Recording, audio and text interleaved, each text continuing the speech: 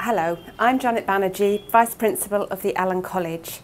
I just want to give you a little bit of insight into taking the case.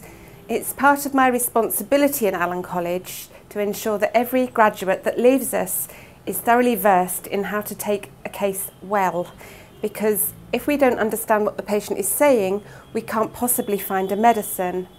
I just want to give you some insight on how to understand what the patient says.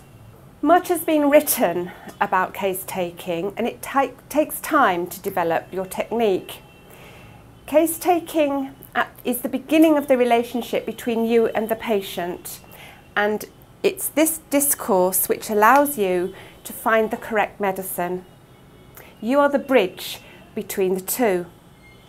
The choice of medicine is dependent on your case taking.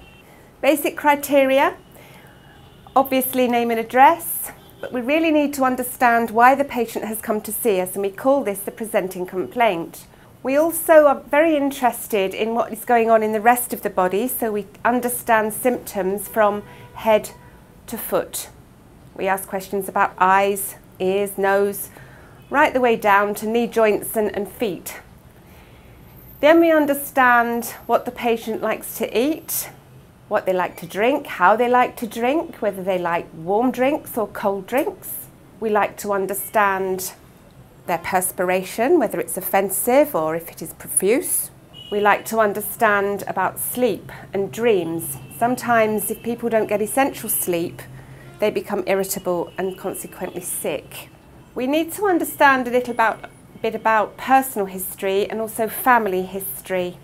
And you'll be understanding something about miasm in one of the other presentations.